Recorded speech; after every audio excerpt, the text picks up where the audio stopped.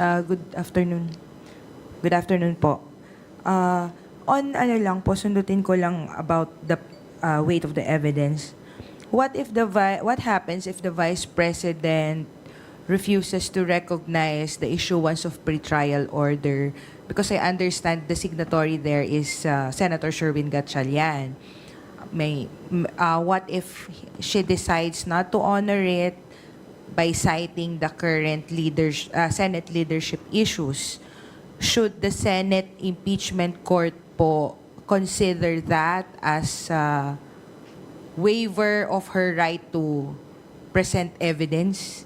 Halimbawa, hindi siya mag-submit ng pre-trial brief. Should the Senate impeachment court po consider that as a waiver already of presenting evidence? We are all eagerly anticipating the moves that the Vice President will take insofar as the order for pre-trial conference is concerned. Malalaman po natin yan within the next few days kung ano yung magiging pagtrato niya sa order na in-issue ng ating presiding officer. It's very hard to put ourselves in the minds of the Vice President and her lawyers. So I'd rather not try to do that. Perhaps let's just wait for them to make their move, and then we can respond accordingly. Sir, follow-up lang po about yung binanggit po ni Chair Luistro kanina about the Senate the Senate and the rules should evolve to reflect is evolving and should reflect proper representation. Based on existing jurisprudence po ba, meron po bang batas or jurisprudence allowing the Senate impeachment court to revise their rules and change the threshold needed for conviction? I'm just curious kung if they are allowed to change it, the 16. Well, insofar as the number, yung two-thirds requirement, yun ay hindi mababago yun dahil nasa konstitusyon yan. Other rules of procedure are within the power of the Senate to amend or revise. Yung isa na lang siguro magiging issue, and really this is not well settled by jurisprudence, is how do you count the two-thirds? Yung ganun, it's very similar to yung question tungkol sa quorum. Kung dati ang pananaw ng karamihan ay dapat 13, kinlaro na yan ng ating Supreme Court that it could be less than 13 depending on how many senators are within the coercive reach of the Senate. Now, whether that will also apply to the impeachment court ay hindi pa yan nasa-settle ng jurisprudence. So, hindi rin natin alam kung paano ang magiging pagpapasya ng Supreme Court kung sakasakaling umabot doon itong issue. I wish to add, no? Alalahanin natin the reason why the House of Representatives is here, why the Senate is there. Isa lang ang dahilan. That is to represent the interest of the Filipino people. Doon sa usapin ng change of leadership, narinig natin yung term na within the coercive means of the Senate. And if we are beyond the coercive means, the question is, do you think that the senators are in the proper position to say that they are representing the interest of the Filipino people? I wish to anchor my interpretation on the required number for conviction on that line. Kung makaka-attend, kung makaka-participate, kung makakaboto, then you are representing the interest of the Filipino people.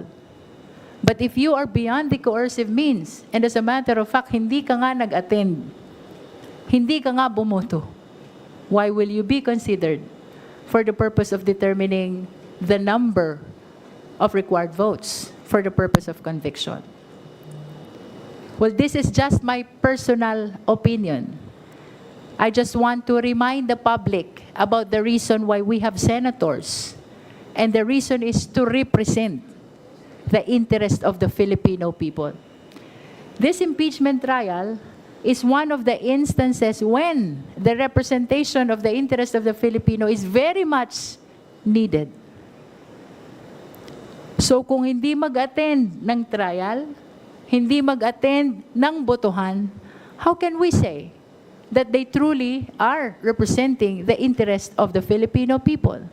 And in which case, it should be considered for the purpose of interpreting. After all, if I will be very much literal, what the Constitution provides is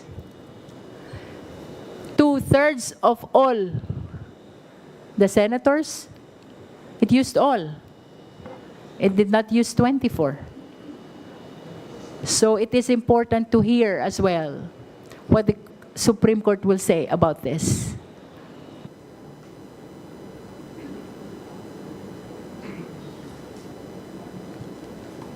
Thank you po. Thank you po. That's all on my part.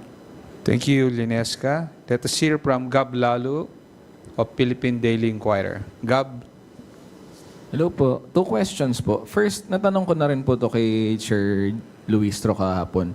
Do you agree dun sa sinasabi ni Congressman Zia Adjong, yung spokesperson po ng prosecution team, na mukhang wala pong ebidensya si VP Sara. Wala siyang depensang na mamount kasi yung strategy niya is towards dismissal. Siguro po sa private prosecutors po natin. I think yung tinong mo is evident sa sagot ng Vice President mismo. Kasi napakakapal ng sagot, pero ang nagpakapal nun ay annexes. Ano yung annexes? Annexes na hindi bago, annexes ng final niya sa Supreme Court, annex na final niya sa House Committee on Justice, puro annexes. Pag tinignan natin yung kanyang answer, wala namang allegation, wala namang statement kung ano yung ipipresenta nila. On all the articles, they did not state, they did not deny. General denials lang, pero hindi nila sinabi, deny namin to kasi ito ang ebidensya namin. Ganun dapat ang sagot sa answer. All 4 articles of impeachment, wala pong sinabi kung bakit dinideny niya ang culpable violation of the Constitution, ang grave threats, ang bribery, ang unexplained wealth, ang betrayal of public trust. Wala siyang sinagot doon. Walang sinabing we have witnesses to show or this is our evidence. Wala. Question na naman niya, inulit na naman niya. Jurisdiction, 1-year ban, due process. At saka partial daw ang House Committee on Justice, nag-mini trial, abusive daw ng coercive power sa subpoena, at gumawa pa ng sariling ebidensya ang House Committee on Justice beyond the impeachment complaints. Ngayon, sa tanong mo, tama ba ang sinabi ng spokesperson ng House? Ang sagot, oo. Kung meron kang ebidensya, ba't katakot na sagutin sa answer? I would have thought that the Vice President was more courageous and more transparent since sinabi ng kanyang mga spokesperson at defense team na ready na sila. At maalala natin, ang sinabi niya noon, to quote a previous, maybe long time statement, meron daw bloodbath na mangyayari. Saan ang bloodbath na yun? Nakikita ko, personally, bubble bath yan. Hindi bloodbath.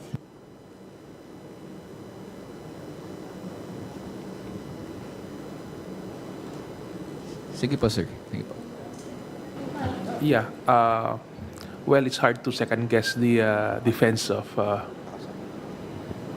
It's hard to second guess the intention of the defense, no. But that is their position. So for us, no, we will just because the burden of evidence right now is with the prosecution. So we just have to establish our case, regardless of their defense. whether it's pure denial or legal, whatever it is. So we just concentrate on how to establish our cause of action as indicated in the articles of impeachment. Regarding my second question po, kanina po kasi nabanggit yung possible, na ngayon na na-publicize na kung sino yung mga private prosecutor, possible yung mga personal attacks. I'm just anticipating. Hindi po kaya magagamit yung background ng iba po sa inyo against yung processes o yung pag-participate nyo sa impeachment, sa prosecution team? Kasi if I'm not mistaken po, parang dalawa po sa mga private prosecutors na nandito ay may background as assistant presidential legal counsel ni President Marcos. Baka po kasi sabihin na naman may politikang involved or baka gusto niyo pong i-clarify yung position niyo dun. Well, we cannot really hide our identity because PECABAR really, since the time of President Marcos Sr., is closely associated really with the Marcoses. But this, it is the House who enlisted our support, not the President, no? Or not anyone of the first family. So, I mean, we cannot hide our identity, unfortunately. But as you can see, me and Dean Chocno we are adversaries in court, no? So, but now we are here together with a common cause. So, as I've said, this is just any other regular case handled by the firm. It's nothing special. So it is just a purely professional engagement. May I also correct, no? Siguro nakita nyo, naka-flash sa screen that I was like PECABAR, no? I was assistant to the president, no? Mali po yun. I never worked with Malacanang, never had the opportunity. So typo error lang po. Ang assistant po ang PECABAR. But I echo, no? PECABAR here, we've worked closely with PECABAR kasi ayaw natin sabihin, sinasabi ng part of the disinformation is that this is a Malacanang Senate. Baka sabihin rin nila is this is a Malacanang prosecutors, public and private, kasi nakalagay dyan sa biodata ng PECABAR. I have worked with PECABAR and I can speak for the private prosecutors and for my lawyers. We do not receive instructions from anyone, whether from the House, whether from the Senate, whether from Malacanang. We do not receive instructions. We are here. We give our professional help. We do our own personal judgments as to political issues and our own separate political beliefs. Iba po yun. Yung mga background po namin, iba rin po yun. So, sasabihin nila na Malacanang ang private prosecutors, ay mag-isip-isip sila. Magaling rin kami mag-file ng cyber libel complaint, kagaya ng public prosecutors. So on the part of our firm, we are vouching on the credibility, the professionalism, and most importantly, yung independence ng ating mga kasamahan from PECABAR. Whatever their past political affiliation, they have nothing to do on the task at hand. Napaka-independent, napaka-credible, napaka-professional, and more than anything, napaka-competent po ng ating mga abogado from PECABAR. Again, it is an honor to stand beside them in this legal battle. We've heard already the statement of our private prosecutors. As a matter of fact, they are detaching themselves from anyone, no? This is their independent decision to help the public prosecutors. At gusto ko ring ipaunawa sa inyo, by becoming a prosecutor, we are maintaining a stand. And that is to prosecute the Vice President, which will lead, in the absence of their evidence, to a possible conviction. But this position does not necessarily mean that we are associated with any group, most especially Malacanang. We want to make it clear, ang pagpili po ng private prosecutors is exclusive decision ng 11 House prosecutors. It is us who decide kung sino ang tutulong sa amin na private prosecutors. And as they have said, we are not receiving instruction from anyone. Thank you po. Thank you, Gab. Milky Rigunan from DCRH is next. Good afternoon. Sir, based doon sa first batch ng listahan na binanggit ni Chair Luistro, ang sabi niya nga, masasabi ito na mga de Campanilla. Pero based on the composition now in the Senate, papaano po ba ito, tingin ninyo as a private prosecutors? More on the evidence or more on sa kampihan, pro or anti the Vice President? The only way to answer that is, and the only correct way to answer is, it is always on the basis of evidence. Yung impeachment, correct, isa itong hybrid. Sabi nga, sui generis is political, legal process. Pero as an impeachment court and as lawyers here, alam namin, isang bagay lang yung dapat tingnan ng isang husgado, ng isang judge, ng isang senator judge, yun lang yung ebidensya. Kung malakas yung ebidensya, that should lead to the removal of the Vice President. Kung mahina, that should lead to her acquittal. Evidence, evidence, evidence. Yun lang.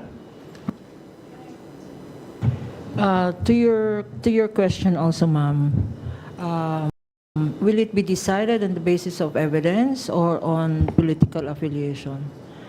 I would like to believe that when the senator judges took their oath of impartiality, and also when the Senate rule says that the Senate impeachment court judges must be politically neutral, I would like to rely on a presumption of good faith. Naniniwala po ako sa lahat ng senator judges that they will be true to their oath of political neutrality and impartial justice. Pag nagkamali naman ako sa paniwalang yan, taong bayan na magde-decide. Because this will be judged not only in the Senate impeachment court, but in the court of public opinion. So, if I am mistaken in my good faith reliance, then let the people decide. But to your question, naniniwala po ako na mananalo kami based on the evidence. Maging 16 votes yan, 12 votes yan, 24 votes yan, or 22 votes yan. Conviction ang lalabas dyan. Thank you, ma'am. Samantalayin ko lang, mama, for Congresswoman Jerville Luistro. Lumabas po kasi si Kong Chel. Nabanggit niya kanina based on the question of Billy Begas doon sa paghahanda po sa tagpagtulong sa mga biktima po ng lindol. Nabanggit po kanina ni Kong Chel na meron daw pong 100 congressmen ang tumutulong po sa pagbibigay po ng ayuda. Pwede pong malaman kung magkano na ho ang nalilikom ng House of Representatives. I am not very much certain about the accumulated amount already, but Kong Chel is here. If you would like to raise that question to him, no? What I am certain the 11 prosecutors are part of this intention to help the victims of the earthquake in Mindanao. Kong Chel, ulitin ko lang yung question ko. Nabanggit niyo po kanina sa question po ni Billy na meron pong nalilikom na rin ang more than 100 congressmen para po sa pagtulong sa mga biktima ng lindol sa Mindanao. Meron na po bang kung magkano po ang halaga dito po sa House of Representatives? Hindi ko po kabisado yung halaga, pero I can report to you kung ilan ng mga members of the House who have pledged support. Hanapin ko lang po sa aking phone. Ayan. Ayan. So far, 139 lawmakers, a total of 9.29 million.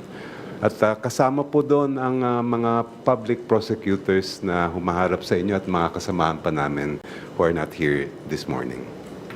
That only shows na hindi po nakakaligtaan sa kabila ng aming tough preparation for the impeachment trial. Hindi po nakakalimot ang 11 prosecutors, most especially sa kanila pong tungkulin para sa ating mga kababayan, most especially our beloved countrymen na biktima ng lindol sa Mindanao.